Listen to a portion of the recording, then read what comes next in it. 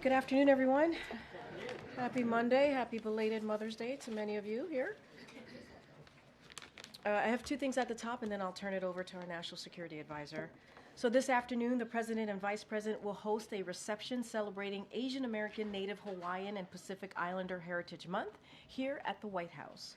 The Biden-Harris administration has leveraged the full force of the federal government to ensure the promise of America for all AA and NHPI communities, including by using an executive order establishing the President's Advisory Commission and the White House Initiative on Asian American, Native Hawaiians, and Pacific Islanders.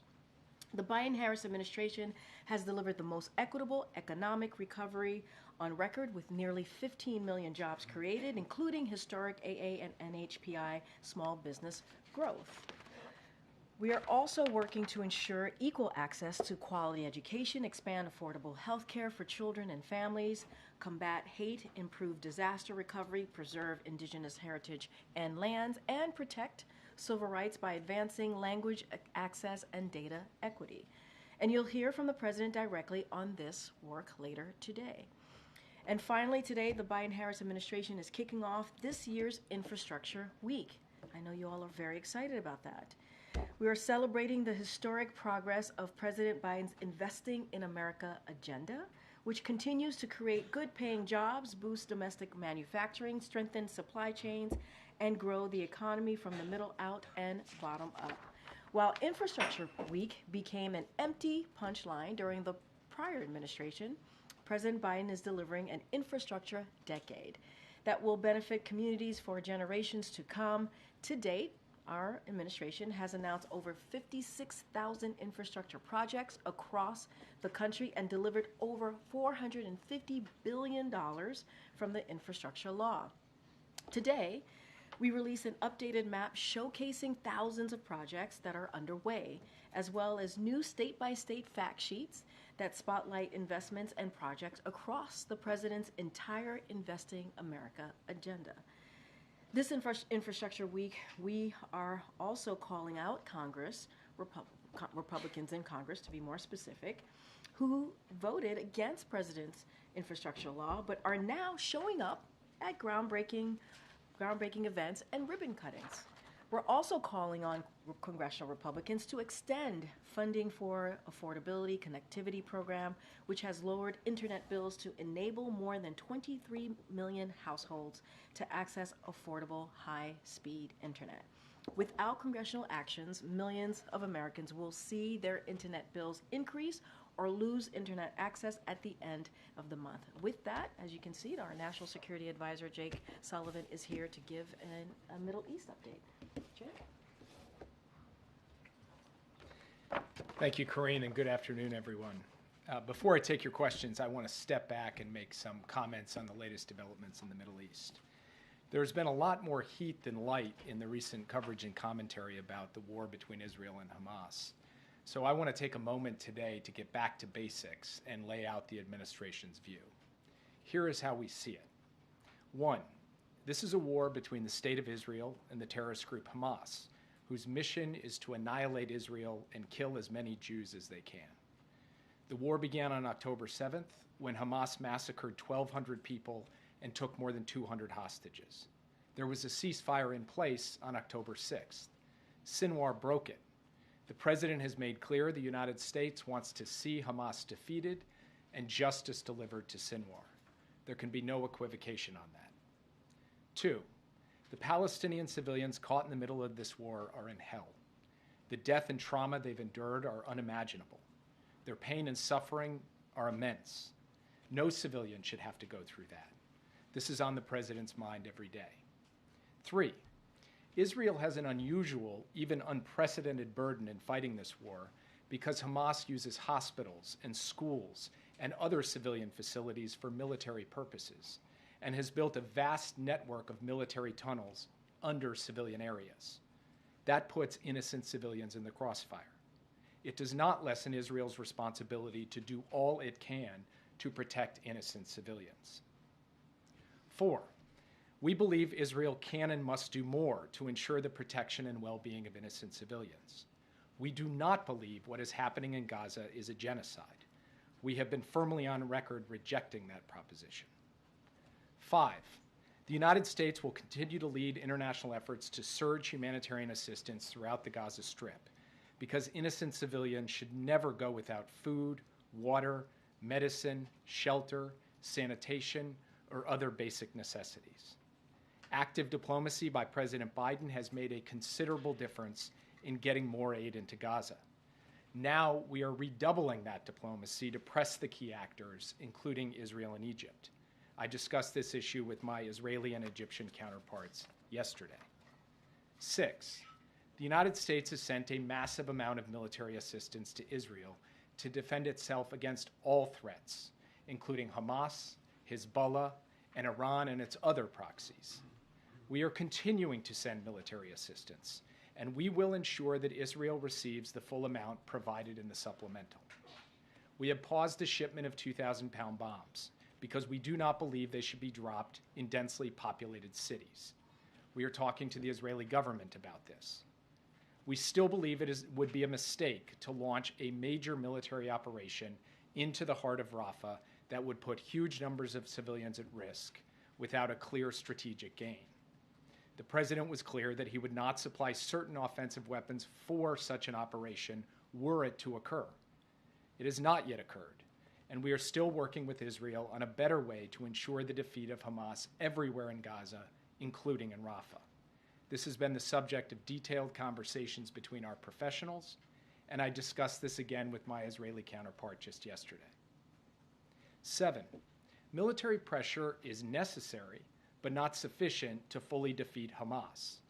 If Israel's military efforts are not accompanied by a political plan for the future of Gaza and the Palestinian people, the terrorists will keep coming back and Israel will remain under threat. We are seeing this happen in Gaza City. So we are talking to Israel about how to connect their military operations to a clear strategic endgame, about a holistic, integrated strategy to ensure the lasting defeat of Hamas and a better alternative future for Gaza and for the Palestinian people. 8, Israel's long-term security depends on being integrated into the region and enjoying normal relations with the Arab states, including Saudi Arabia. The advantages of strong partnerships were on display recently when a coalition of countries helped Israel defend itself against Iranian missiles and drones. We need to consider the tactical battlefield situation in Gaza in light of the bigger strategic picture. We should not miss a historic opportunity to achieve the vision of a secure Israel, flanked by strong regional partners, presenting a powerful front to deter aggression and uphold regional stability. We are pursuing this vision every day. 9, we are urgently and relentlessly working for a ceasefire and a hostage deal, starting with the first phase and building to an enduring calm. As the president said this weekend, there could be a ceasefire tomorrow if Hamas simply released women, wounded, and elderly hostages, all innocents. Israel put a forward-leaning proposal on the table for a ceasefire and hostage deal. The world should be calling on Hamas to come back to the table and accept a deal. The hostages include Americans and citizens from around the world. The president is determined to bring them safely back to their loved ones, and I met with the families of these American hostages again just this past Friday. They know how hard the president is working on this. 10, Iran and its proxies have tried to take advantage of the war in Gaza to launch attacks on Israel. Hezbollah is attacking every day. The threat posed by Iran and its proxies to Israel, to regional stability, and to American interests is clear. We are working with Israel and other partners to protect against these threats and to prevent escalation into an all-out regional war through a calibrated combination of diplomacy, deterrence, force posture adjustments, and use of force when necessary to protect our people and to defend our interests and our allies. We will not let Iran and its proxies succeed. These are President Biden's positions.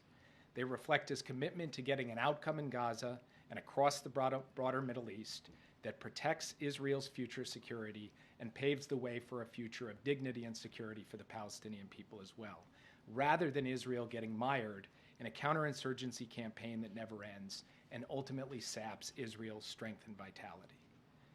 And this is all consistent with President Biden's longstanding view that ultimately a two-state solution is the only way to ensure a strong, secure, Jewish, democratic state of Israel, as well as a future of dignity, security, and prosperity for the Palestinian people.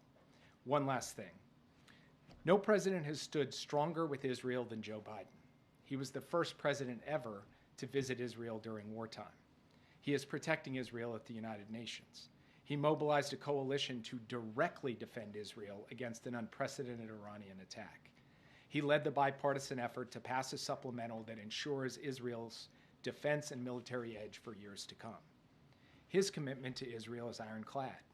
Ironclad doesn't mean you never disagree. It means you work through your disagreements, as only true friends can do. That's exactly what we've done for the past 7 months, and that's what we'll keep doing. And with that, I'll be happy to take your questions. Yeah. Thank you, Jake. Just a week ago, the administration sounded optimistic on the prospect of a ceasefire and hostage deal. Now those talks appear to have stalled. Can you provide an update?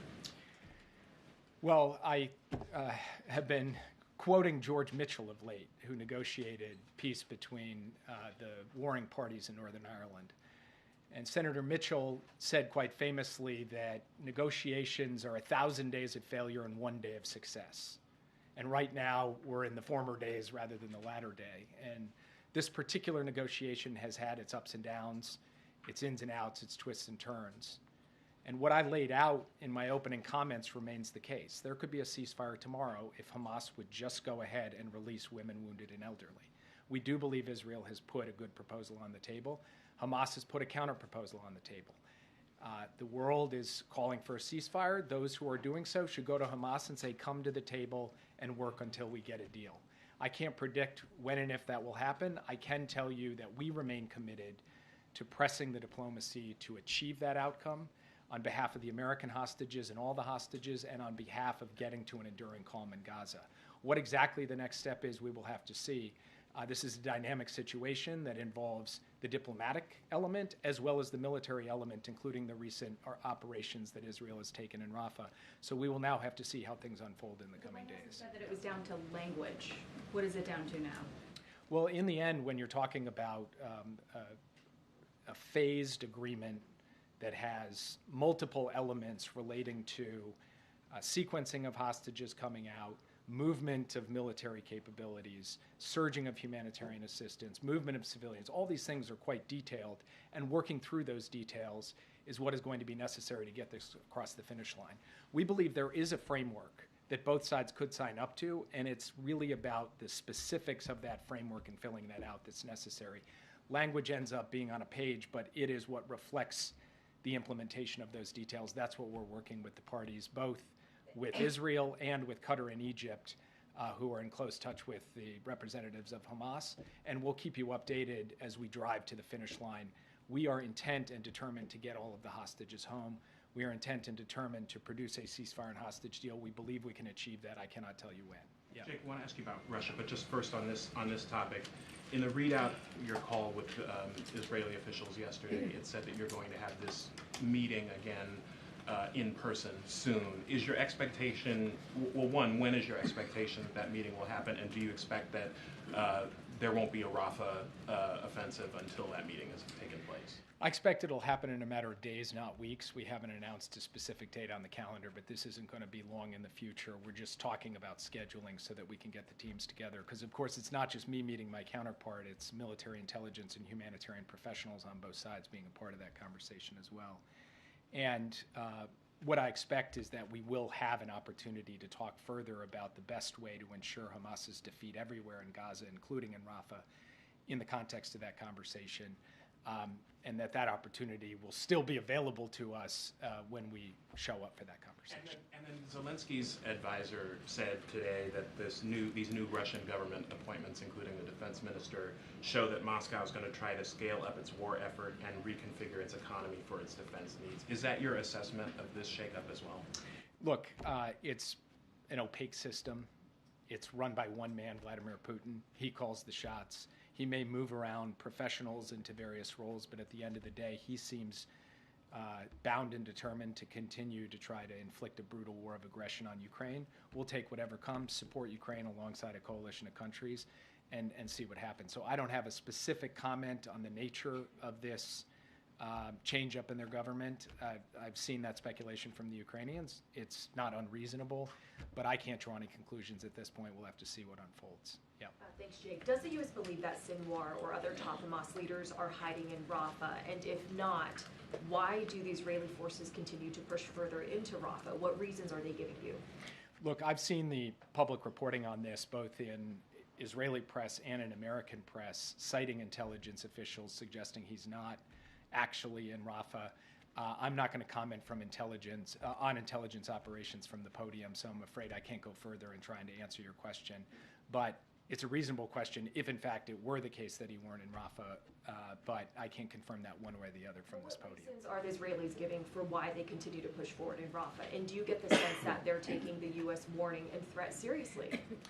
Look, I think that they have taken the sustained conversation that we have had with them about how to seek an enduring defeat for Hamas while minimizing civilian harm. I think they have been taking that seriously. We've had multiple rounds of conversations, professional to professional, president to prime minister. We will continue those conversations. We have been very clear about where we stand, and we've also been clear that we're here to actually offer constructive ideas for how to proceed with this in a way that will ultimately achieve the objective. One of the points I made at the outset that I think bears repeating is that really any military operation, a targeted operation, a larger operation on the ground or in the air, has got to be connected to a strategic endgame that also answers the question, what comes next?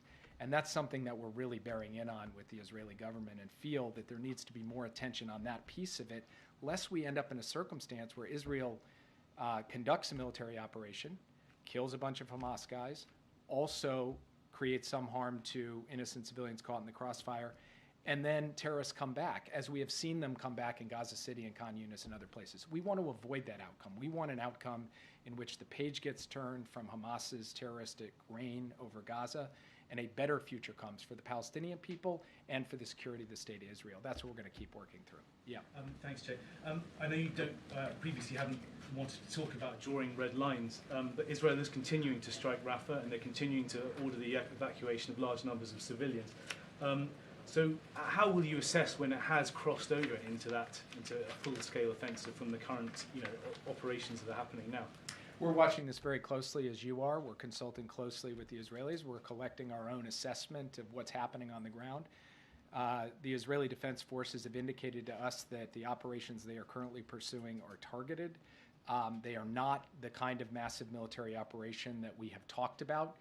We'll make our own judgment on that as we see things unfold, and it will be based on a totality of factors. It's not a mathematical formula or a mechanical determination. It's something we will judge based on what we see, and the president will then make his determinations. We have not seen that happen yet. Yes, April. Jake, you've said some of the most strongest words yet about the Palestinians, protecting them, protecting the innocent civilians, as well as assuring their security and aid. What has your department, the National Security Council, as well as Steve Benjamin said to Morehouse in the lead up to the president's speech, trying to quell the concerns about protests during his commencement address this weekend? I have not spoken with the folks at Morehouse, and I'd have to defer to Steve to relay to you what he said to them in their conversations. We're, of course, focused on the policy as it relates to the ongoing war and the situation in the Middle East. I have not been engaged in or involved in the preparations for the president's commencement address. It's important to get out right now, as there are people who are walking out on college commencement addresses, as people are turning their backs, wearing scarves that represent Palestinians. Is this message important to get out for these upcoming commencement addresses that the president is delivering? The president called Prime Minister Netanyahu at the beginning of April, more than a month ago, to register his very strong concern about the need to get more humanitarian assistance in, and he put out a strong public statement at that time. So the premise of your question, that I'm now coming to speak about the issue of surging humanitarian assistance or protecting civilians, is not a premise I'm afraid I can accept. The president's been very strong on this. Secretary Blinken has been strong on it, and not just in what they say, but in the work that we are doing with Israel, with Egypt, with the United Nations, and frankly, through our own activities, including airdrops and the work to get this pier in place to begin to surge humanitarian assistance in by sea. And when it comes to the issue of civilian harm and the question of trying to do everything possible to reduce the amount of civilian harm on the Strip, this is something the President has spoken to quite actively over a sustained period of time as well, and is directly engaged with the Israelis on too. There are people who are protesting the president's appearance at Morehouse because of the Palestinian issue. What do you say to those people directly? I would say, please read the remarks that I just gave to this room today, because I think it tries to lay out. It's not a flip. I'm not being flip. I'm telling you, April, straight up. What I've just laid down here today encapsulates the president's position on something that is both simple and complex. It is simple because Hamas is an evil terrorist organization that needs to be defeated, period. It is complex because doing that in the context of what is happening in the Gaza Strip is a complex military operation, and frankly, the regional situation makes it even more complex. And people of good faith have very strong views on this issue. And we will engage with people across the, across the board of folks who have come to this with their own perspective, their own worldview, and all we can do is tell them, how do we see it? Where do we stand? And what I've tried to lay out for you, step by step, is where we stand on a set of issues that raise questions of policy, of course, but are also deeply human. They're deeply human for the hostage families. They're deeply human for those who lost their lives in a massacre on October 7th and whose loved one lost their lives. It's deeply human for innocent people who are caught in the crossfire and are struggling to get access to basic necessities. And we're going to keep speaking to that as we go forward and continue to follow what we believe is in the best interests and reflective of the values of this country. Yeah. Thanks, Jake. There was a New York Times analysis today that showed Russian missiles breaking through Ukrainian air defenses in far greater numbers over the past couple of months, with interceptions down. At the same time, there's this apparently, Russian forces gathering and surging on this new front in the north. Is any of this the result of delays in getting arms to the Ukrainians, or what accounts for this turn? So part of it is the fact that Russia has continued to push the envelope in terms of just the brutality and intensity of its campaign. It has sought more targets across a wider range of Ukraine, most of them civilian, frankly, trying to destroy the Ukrainian electricity grid with an even greater determination this year than they had last year. Part of it is about the need for us, the United States and our coalition of countries, to surge yet more air defense in so that Ukraine has it. And yes, part of it is about a 6-month delay in being able to get assistance to Ukraine that has put Ukraine in a hole, and we've made no bones about that from this podium. So we have started moving air defense to them. We intend to move more, and by we, I don't just mean the U.S., I mean our whole coalition with the President, Secretary Austin, myself, working day in, day out to coordinate those deliveries and to put Ukraine in a position where it is better able to defend against what Russia is throwing at them, and what they are throwing at them is quite considerable. Yeah. Follow up on that. Can you quantify how quickly are the new packages of military assistance arriving on the battlefield in Ukraine, and if the U.S. is confident that they'll arrive in time for the Ukrainians to be able to fend off advances in Kharkiv and other regions? The same day that the law took effect, now 2-3 weeks ago, the president signed out $1 billion package. Some of that equipment is already on the battlefield. On Friday, he signed out another package. Some of that equipment will get onto the battlefield this week. Now, some of it has a longer lead time in terms of our ability to ship it, organize it, and get it in. So I don't want to suggest that all $1 billion worth of equipment is on the battlefield. But what you will see is a steady flow week by week. It's not like we've got to wait well out into the future before stuff starts getting delivered.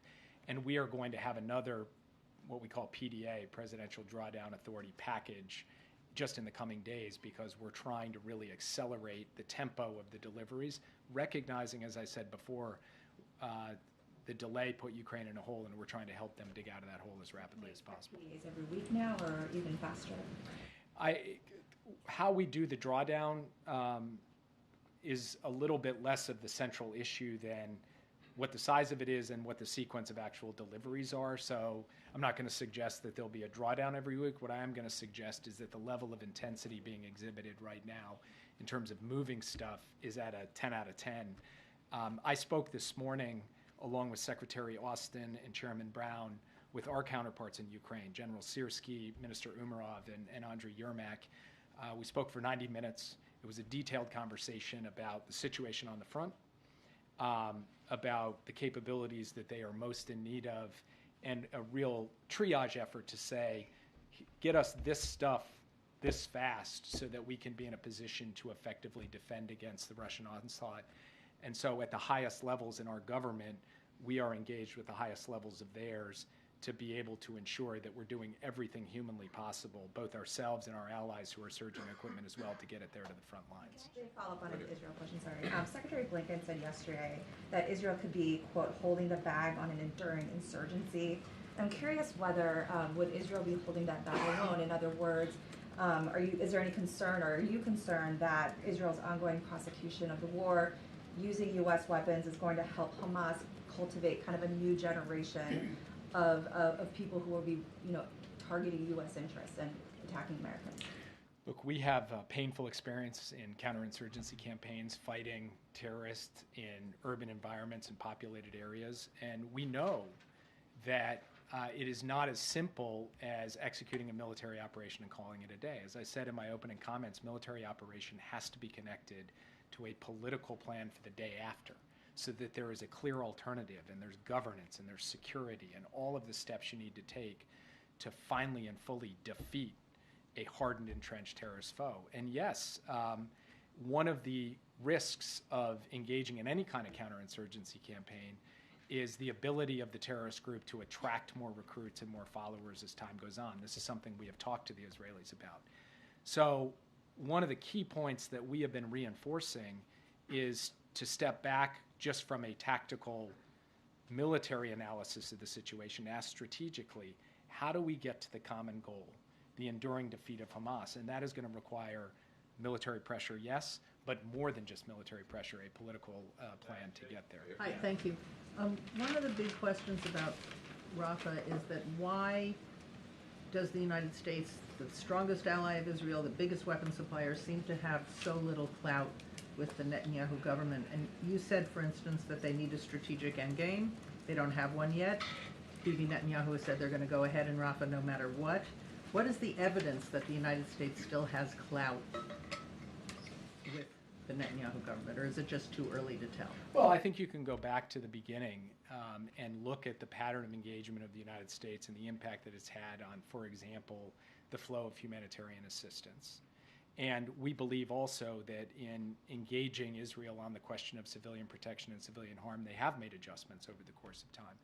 And then with the question of a strategic endgame, I don't think that's really a question about American influence. That's a question about Israel's strategy and what Israel chooses to do. The Prime Minister doesn't have to answer to us on that. He's got to answer to the Israeli people on that, because he's ultimately having to deliver for them the long-term security and a clear answer to the question, how does Hamas get defeated on an enduring basis and what comes after? So I think sometimes this whole issue gets put a little bit too much into the frame of the U.S. and Israel and not enough into the frame of these are sovereign Israeli decisions that they're making in a democracy.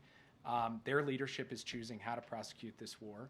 They're going to make those decisions. We're a sovereign country too. We're going to make our decisions. And as a very good friend of Israel, we are going to stand with them as they work to defeat their determined enemy. But we're also going to offer our advice and make clear where we stand on these issues as well. That's the most we can do. That's the most you could ask of anyone. That's what we will do every day. We do believe it has borne results. We hope it will bear more results in the period ahead. Yeah. Another question on Secretary Blinken's comments yesterday. He said that even if Israel goes further into Rafah, that there will still be thousands of Hamas soldiers left. So why is then Israel saying that they have to go into Rafah to defeat Hamas? Look, I'll leave that to the Israeli government. A point that we have made to them is that Israel has gone through Gaza City. Israel has gone through Khan Yunis. And in both places, you've seen terrorists emerge from the rubble because, from our perspective, there's not a sufficient integration of a military plan with the political plan.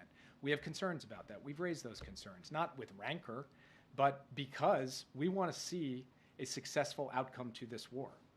We want to see Hamas defeated. We want to see its leaders, justice delivered to its leaders, starting with Sinwar. So we'll continue to talk to them about this, but really that question, which is a good question, is a question best posed to the Israelis who are formulating the military plans that they are unfolding. Question on China tariffs. What is the president's goal with his review of those tariffs, and do you expect any retaliation from China if tariffs are in fact raised? So I will not get ahead of the president on this. I've seen obviously all of the reporting on it. It's no secret that the president, this entire administration, has been concerned about unfair practices by the PRC that harm American workers and businesses, the issue of overcapacity, the ways in which China has put in place a series of non-market distorting practices in strategic sectors. And he has said consistently, I'm going to stand up and push back against that. And so that's the frame that he approaches this with. And then I'm going to leave the specifics to be announced in due course, I would say in short order. Yeah. Jake, you cited the humanitarian aid as a way to influence Israel and a clout of the U.S. But this, even the aid coming to Gaza, has been curtailed now. It's been blocked. So barely any aid coming in. And also the repeated attack by settlers and extremists in the West Bank of allowing the aid in. So how can you make sure that actually the U.S. has that clout that you're mentioning? And second, if you allow me, many Arab states said that, including your allies, said they're not going to take part in the day after plan in Gaza in any shape or form, whether it's a force or it's administration. Netanyahu said too that he doesn't want the PA to take part or a two-state solution. So what's your vision when it comes to the day after? How can you push the Israelis to materialize this into some kind of plan of action? So on the first question, in the past few days since Israel took the Rafah crossing, we have seen difficulty getting aid through either Rafah or Kerem Shalom, and this is a matter of great concern to us. This is something we're working not just with the Israeli government, but the Egyptian government and the United Nations, because it will take all three of them working together to make this happen. In the meantime, Israel has opened yet another crossing in the north beyond Erez, a crossing called Zakim, and has moved flour through that crossing. We have managed to get some fuel in down through the south despite all of the other difficulties. This is an urgent and critical situation. We have got to get those crossings open to get more aid in. That has been an issue of the past 3 days since these military operations, and it's something we are working through with all the relevant parties. It is a total outrage that there are people who are attacking and looting these convoys coming from Jordan going to Gaza to deliver humanitarian assistance. We are looking at the tools that we have to respond to this, and we are also raising our concerns at the highest level of the Israeli government, and it's something that we make no bones about. This is completely and utterly unacceptable behavior. On the day after, we are in fact having constructive conversations with Arab states about it. But what they do want to see is a political horizon. They want an answer to what does the long-term future look like for the Palestinian people. That's something we're talking about with them. That's something we're talking about with the Israeli government as well. Yes. Thanks, Jake. Just to put a little bit of a point on Nadia's question, is Israel restricting the flow of humanitarian aid into Gaza, or is it not? So first, I would point you to the findings of the State Department report that just came out over the weekend. We believe that there were periods over the last few weeks where there were restrictions that had to be worked through, but at the time we put that report forward, we felt that there was sufficient work being done by the Israeli government with respect to the facilitation of humanitarian aid that we did not make a judgment that anything had to be done in terms of U.S. assistance. That continues to be our position today. In plain language, they're restricting it, but it's okay in the way that they're restricting it. Those are your words. They are certainly not my words. I'm not sure if that's how you ask questions, but yeah, go ahead. Jay, good afternoon. As we sit here 7 months into this war in Gaza, how confident are you as you stand there that the hostages, the remaining hostages, will come home, A, and B, how many of them do you believe are actually still alive? I cannot give you a clear number of how many are still alive because we do not have total fidelity on that, unfortunately. And it's something that we watch every single day. We know there are deceased hostages, and we know there are living hostages. And we know that with each passing day, the risk to those hostages also goes up, which only redoubles our commitment to try to get to a ceasefire and hostage deal as rapidly as possible. But unfortunately, I'm not in a position to give you fidelity on those numbers because nobody entirely has it. We have our analysis, our assessments. Some of that is driven by intelligence, so I have to be cautious in sharing them. But to look you in the eye and say, we know exactly how many are alive, nobody can do that for you. And how would you describe the relationship right now, between President Biden and Benjamin Netanyahu? I would describe the relationship as how it's been for the duration of the time that they've known each other. It is straightforward, it is direct, it is a relationship where the two of them can each share their views and perspectives, and that is how it's going to continue as we go forward. And I'll take one more. Thank you, Jake. Quick Ukraine follow-up before I hit the Mideast. Ukraine's government is desperately asking for anti-aircraft assets, including Patriot batteries. What's the plan? How are you going to get those to them? Through which allies? Or any details? So one of the things I do every single day is talk to at least one ally, if not multiple, about getting more Patriot batteries into Ukraine. And I think we recently had some good news from an ally about getting one in. We're working on more. That's just something that we're going to continue to try to procure. And beyond Patriots, we're looking for other systems as well, because we believe that there are a number of allies who have capabilities they could share and ways in which the United States could help them with their air defense needs as a backfill. That is an ongoing conversation. It is a matter of utmost priority. You're looking at like one or two at a time, not dozens, not a bigger number. I mean, dozens of Patriot batteries I don't think is the right order of magnitude for what we're trying to get in there. And then on the Mideast, how do you... the back of the room. All right, I'll take you last. Yeah, fine. We're a package deal. Egypt has said that they will support South Africa's case at the ICJ against Israel for genocide. How is that affecting the negotiations right now, the situation in general, and what is Washington's message to Cairo about this decision on their part? I can't say that it's helpful to the discussions between Egypt and Israel to try to sort out the humanitarian assistance and access issues, but I do know that Egypt, Israel, the United States, the United Nations, we are all trying to work together to figure out a way forward. So last question. Thank you. You said at the start of this that you don't believe what's happening in Gaza is genocide. What criterion are you using? We're using the internationally accepted term for genocide, which includes a focus on intent. And it's not just me standing here at this podium. In the context of this International Court of Justice case at The Hague, the United States actually made a presentation backed up by legal analysis, which I would invite you to read because it lays out all of those criteria. Francesca Albanese, the Special UN Rapporteur on Human Rights in Palestine, presented one in March. She presented it in Geneva. The three criterion she used, citing international law, 3 acts: Israel's intent to destroy national, ethnic, racial, or religious groups, serious bodily or mental harm to a group, inflicting on a group conditions of life calculated to bring physical destruction in whole or in part within imposing measures intended to prevent birth within the group, process of erasure of the native Palestinians. So those 3 things are happening.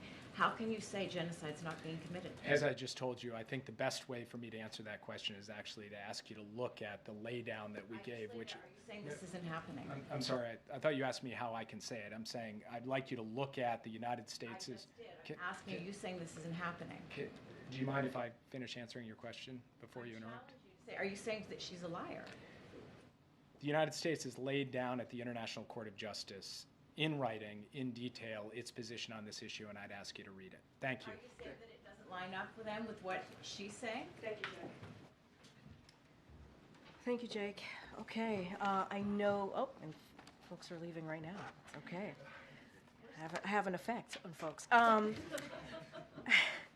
I know there is a call happening in short order, and so, and I know it's about an issue that you all care about, so feel free to step away from the briefing. And I won't be up here too much longer. As you know, we'll have a briefing tomorrow, and the next day, and the next day, and the next day. Got some. At a fundraiser over the weekend, the president began his remarks by talking about Israel. He said, Israel said it's up to Hamas. If they wanted to do it, we could end it tomorrow. It all has to do. And then he cut himself off and said, I shouldn't get into all of this. I don't want to get going. Can you just finish the sentence for us? And what he was trying to say, especially when he was talking about it all has to do with... Look, I'm obviously, as I say often, certainly going to let the president speak for himself. But he didn't finish speaking. I know, but I look, I think obviously Jake Sullivan, the National Security Advisor, came here and gave a very good and detailed, in-depth laydown of where we are. And it's very much where the president is.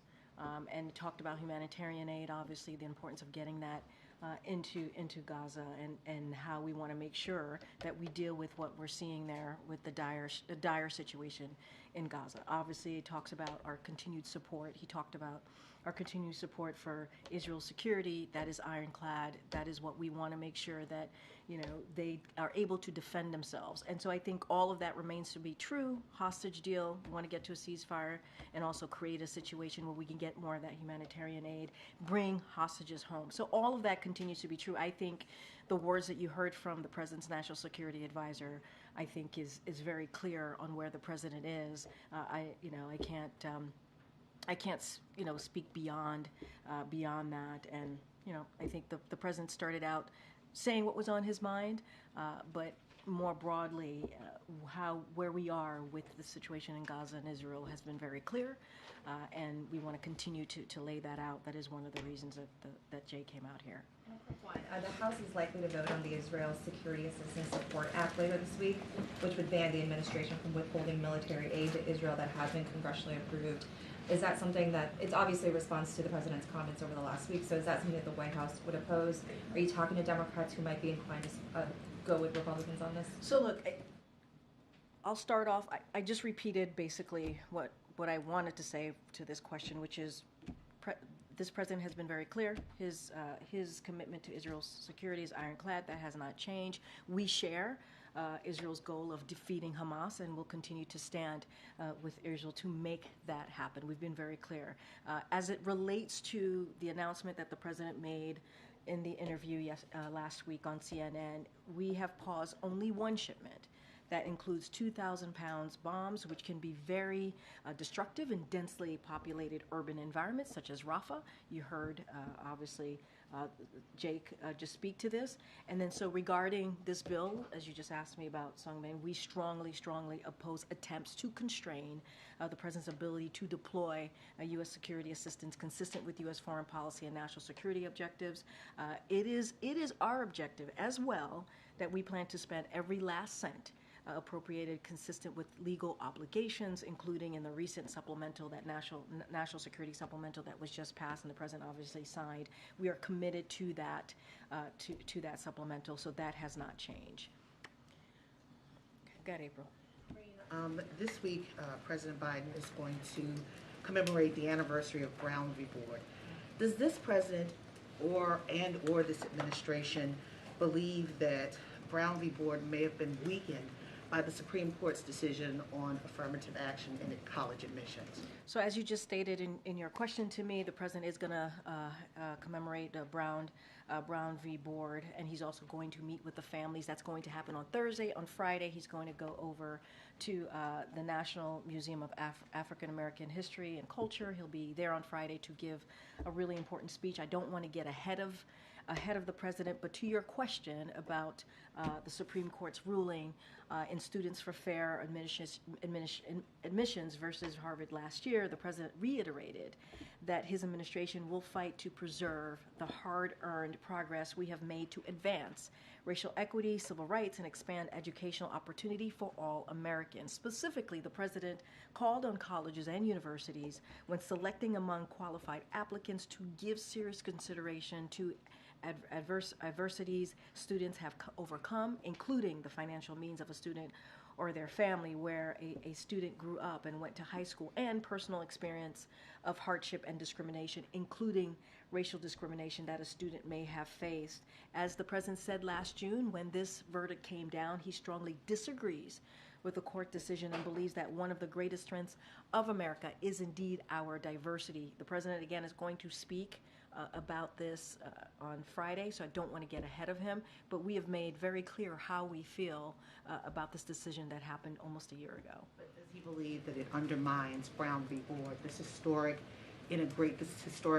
ruling that integrates schools, and we are actually seeing the segregation of schools still in this country?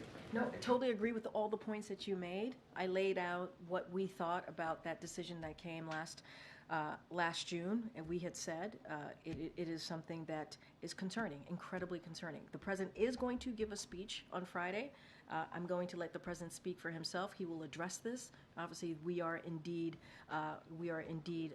commemorating the landmark Broad v. Board of Education, and so that's something we're going to meet with the families on Thursday. So you see a pattern here that the president's going to meet with the families on Thursday. He's going to give remarks on Friday, and he will speak to this himself. But wanted to lay down what we have said already about the ruling, the admissions ruling versus Harvard that happened last year. We've been very clear about that. Thanks, Karine. Argentine Foreign Minister Diana Mondino is going to be in town this week. She's going to meet Antony Blinken, the State Department. Can you confirm she has a meeting with Jake Sullivan here at the White House? I don't have anything for you. Once we have something to share, certainly we will share that with you all. Okay. Thanks, Karine. So Warren Buffett this month said that taxes will have to be raised to pay for the national debt. He said the government may want to decrease spending. So we've had announcement after announcement of taxpayer money being doled out. We've seen almost weekly now. Is the federal government spending too much money? So let me just say a couple things that Warren Buffett did say that we certainly agree with, and I'll quote him: "The wealthy are definitely undertaxed relative to the general population," which is why the president has a plan to make sure that wealthiest among us, the billionaires and big corporations, pay their fair share. And we've been very clear about that. They pay their fair share in order to pay for his investments in America and cut the deficit by $3 trillion.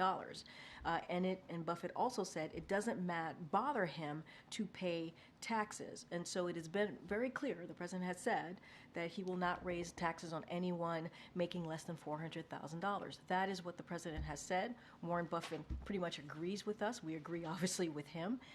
And this is very different than what Republicans want to do. They put out their plan. They put out what they want to do. They want to cut Social Security, Medicare, Medicaid, give tax breaks to billionaires and corporations. We do not agree with this. And what we want to do is continue to make sure that we're lowering costs for Americans, for families, whether it is Big Pharma, fighting Big Pharma, lowering health care costs, making sure that we go after corporation as you hear us talk about junk fees.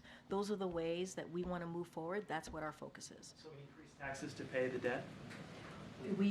But let's be really, really clear, right? On billionaires and big corporations, who Warren Buffett himself said, as you started asking me about Warren Buffett, he says that they are undertaxed. And that is something that the president agrees on. And he believes if we are able to do that, to tax corporation and billionaires, that would pay for his investments in America and cut the deficit by $3 trillion. That is something the president has been very clear about since day one. One more, if I could, on China and the tariffs that are coming. So in July of 2019, then candidate Biden said that tariffs on China are abusive policy. Has the president changed his mind and now believes tariffs work? So look, I'm going to be really mindful. I'm going to let in due order. You'll hear directly from the president, directly from us. So don't want to get ahead of that.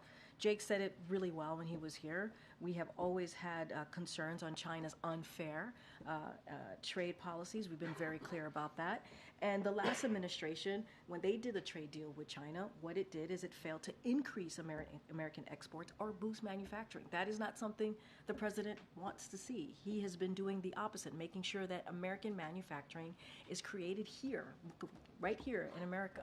And so that is something that he has been very focused. He says he wants to protect American workers, protect businesses, American business. That's what the president wants to do. He spoke about this when he was in Pittsburgh not too long ago, talking about making sure that we see fair business practices as it relates to American workers and American businesses. So don't want to get ahead of that, but we've been very, very clear on how we move forward on these types of practices as trade practices and what we want to see, and that is the framework, as Jake Sullivan said here moments ago, that we move forward in. So he now believes tariffs work. I'm just going to be really mindful, not get ahead of what we're about to announce soon, and what we have been really, really clear about is protecting workers, protecting businesses, and we have called out China's unfair trade policies. And so we're going to continue to do that. Go ahead, Phil, in the back. Thank you. There's new reporting in the Wall Street Journal that found that the FDIC director, Martin Grunberg, disrespected, disparaged, and treated unfairly officials there, and that he was known to be someone who could not control his temper. Obviously, President Biden said early on in his administration that he would fire on the spot anyone who bullied or unfairly belittled a coworker. So has the president seen those reports, and if those reports prove to be accurate, will he take action? So I don't have any personal announcements to make at this time. The FDIC administrator, chairman to be exact, apologized and spoke to this, and so certainly I would send you there. The FDIC is an independent agency, so would refer you to them as to anything else coming out from the FDIC on this particular matter, but I just don't have any policy personnel announcement to make at this time. Thanks, Karine. I know you don't want to get ahead of the announcement, but can you just more broadly talk about the role that tariffs play here in trying to balance protecting American workers versus consumers? Because tariffs are often a tax to consumers. So how can you ensure Americans that with more tariffs, it doesn't come with higher costs? So I'm going to let the announcement speak for itself, but what I can say about what China has played here, they've played by a different set of rules, and this is what we know to be clear, and it has been unfair and anti-competitive economic practices. For example, forcing technology transfers and stealing intellectual property, distorting market forces with unrivaled subsidies, barriers, and regulations, flooding markets with artificially cheap products to wipe out the competition. And that's what we have seen from China with their unfair trade policies. We have done the opposite here. And what we have tried to do is invest in our Invest in America agenda is $860 billion invested by the private sector in manufacturing and clean energy. Nearly 800,000 manufacturing jobs created right here in the U.S. So you see the president's investment in America. This is what his agenda has been all about. And as I stated moments ago, when Trump administration, when they went forward with their trade deal, what it did is it showed that that deal with China, it failed to increase American export and boost manufacturing. We have tried to change that, reverse that, and so I want to be mindful. I'm not going to get into an upcoming potential announcement, and so I'm going to be really mindful there. But we are all about, and this president has been very clear, protecting American workers, protecting American businesses, and we're going to continue to do that under this administration. And can you just talk about the president's preparations for the upcoming commencement speech at Morehouse? And does he plan to address the concerns of some students and faculty who have conflicting views about the president being there? So a couple of things there. The president's going to continue to work on his speech with his senior advisors. That's what he's going to do all week. He sees this moment as a very pivotal moment, an important moment to a lot of these young graduates. Let's not forget some of these graduates missed out on their graduation from high school because of the pandemic, and this is going to be a celebration for them, an opportunity to have a commencement, to have a graduation that they sadly missed out on. So the president has done these type of commencements. He did 2 of them last year. He's done them throughout his as a vice president, as a senator. He knows how important it is, not just to the graduates, but the families, the people who love them. And so you'll see themes, obviously, in his commencement speech. He will give an uplifting remarks on what's to come and what they can look forward to, but also acknowledging, what's ahead, the difficulties that are ahead. And look, as you started your question to me about how people are feeling, we've been very clear about that too. We understand how deeply personal this moment is for many Americans across the country. We've been very clear about that. We understand it. That's why we've had conversations with members of the community that's affected by this. We've had conversation with the Muslim Americans, Palestinian Americans, Arab Americans. The president has, White House officials here have. They've traveled to states across the country to have those very important conversations, and will continue to do that. But also, this moment, the commencement speech, is such a celebratory moment, and we believe it's important. It's important in this instant. Morehouse is going to hear directly from the President of the United States, and I think that's a memorable moment as well. Good. Thanks, Karine. Where do deliberations stand on this potential White House plan to allow a certain number of Palestinian refugees into the U.S.? So I don't have any updates for you. I know I've been asked this question multiple times about conversations happening here. don't have anything to share. What I will say is, and I've said this many times before, in the beginning of what occurred on October 7th, we put in a plan. There were about 1,800 Palestinian Americans that were in Gaza, and we did everything that we can to get them out if they choose to, if that's something that they wanted to do, and certainly we were able to do that. As it relates to a refugee program or anything in that nature, I don't have any announcement to make, and I'll just leave it there because I want to be really mindful about that, about getting ahead of that. Does the fact that a lot of Democratic senators were sort of lukewarm on the idea make it less likely that something like that will happen? I wouldn't say that. I wouldn't say that. Confirm that either way. What I will say is we don't have any announcement to make at this time, and so obviously we're going to look at everything. So the U.S. has withheld bomb shipments to Israel, and on Friday the State Department sent a report to Congress. So did the report further support the administration's stance, or are they having second thoughts about it? Say that one more time. So the U.S. has withheld bomb shipments to Israel. Yeah, just one shipment, 2,000 bombs. Yep. Right. And so we have 2,000-pound bombs. Right. Yep. So that is connected to what we have said, and we have made very clear about our public and made this publicly and privately, our concerns about a major military operations into Rafah. And so we have been very clear about that because of the more than 1.4 million Palestinians who are there, they are seeking refuge. And so we've been very clear about that. So we have paused one shipment, and that's what the president spoke to last week. That's what Jake spoke to just moments ago. Right, so the report, does it sort of further strengthen what the president is doing, or is it giving him pause? What did you think of the report that the State Department sent to the Congress? I mean, I think Jake spoke to that, and he talked about the findings of the report, how it wouldn't change our policies. That's number one, and this is an ongoing, transparent process. I don't have anything else to add beyond that. Look, when you think about the pause on these 2,000-pound bombs, the reason why we paused it is because we want to be mindful, right? We understand that there is in Rafah, there are dense areas that have Palestinians who are seeking refuge. And we want to make sure those civilian lives, those innocent civilian lives, are protected. That's why we've made very clear about our concerns about a major military operations there. That is the reason, that is the focus, understanding that fact, and that is a fact. And so we're going to continue to have those conversations. You heard Jake talk about in upcoming days having an in-person conversation with his counterparts, continuing these group meetings that they've been having that NSC's been having with the IDF, the Israeli government, and so that's going to continue. We're going to continue to be really clear about our concerns, as we've been publicly, as also privately.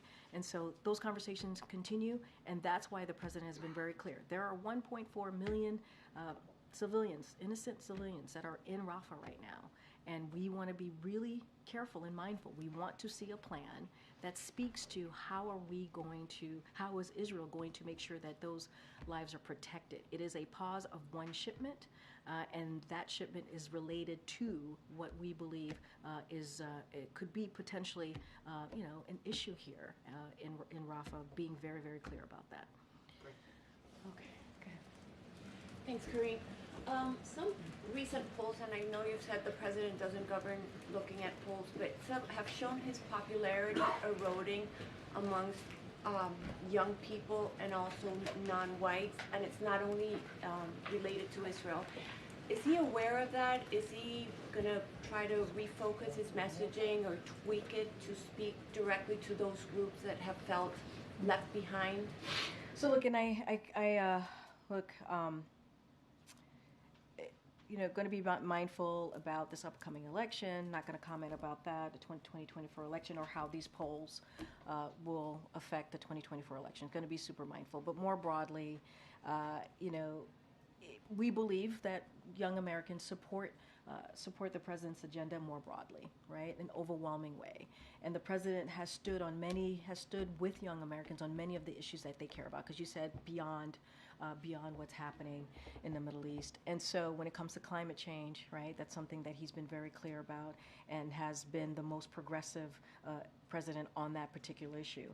And he's going to continue to do that. We understand as well that while the economy is turning around, and you've heard me talk at the top about the 15 million jobs created and what we've been able to do to turn around the economy, we understand that prices are too high, and young people in particular are feeling that. And so we're going to continue to work on those issues. We're going to continue to do everything that we can to lower cost. I talked about the situation in the Middle East and how young Americans are feeling about what they're seeing in Gaza, and we understand how painful it is, this moment is for them. That's why we've been working so hard to try to get a deal that would lead us to a ceasefire, get hostages home, make sure that we get that humanitarian aid. Let's not forget that the U.S. has led the effort in getting humanitarian assistance into Gaza. And so, going to be super mindful about the particular polling questions, but we do believe that we want to make sure that we have an economy that works for young people. We want to make sure that we listen to young people and hear them out. We want to make sure that we continue to work on some of the issues that the president has talked about, whether it's student debt relief. This is something that the president, it's not going to stop him from doing the work that he has been very clear about wanting to deliver for the American people, including young Americans. So, messaging to minorities. Well, and what do you mean specifically about that? Hispanic voters. Yeah. Well, I'm not going to speak to Hispanic voters or voters more specifically, but if you look at what the president has been able to accomplish for different communities, we have seen an economy that he has created, right, that he's wanted to create, that is not a trickle-down economy, that is very much from the bottom up, middle out. And you've seen unemployment go down for the Hispanic community. You've seen wealth, when we talk about wealth gap, closing the wealth gap, and making sure that we're creating jobs for Latino, Hispanic communities, more specifically. I think we've created more than 4 million jobs in this administration for that particular community. We've seen that as well for the Black community, the African American community. We've been very consistent. You heard me lay out what we've been able to do for Asian Americans with the president's economic policy. So we are very, very committed to making sure that communities that are normally seen to be left behind are not left behind as it relates to the president's economic policy. You see that when he fights Big Pharma. When he's fighting Big Pharma and lowering costs, that helps communities that you're asking me about. When we're talking about junk fees, that helps communities that you're asking me about. And so when we're talking about expanding ACA, we expanded that for Dreamers, for DACA recipients. That's because, and you heard this president say this last week, because he understands that DACA recipients, many of them are part of our military, right? They're part of what makes this country great. And so those are actions that the president's going to continue to take and continue to have those conversations and certainly message that. I have to go. Thanks, everybody. I'll see you tomorrow. I'll be back tomorrow, guys. Thanks, everyone.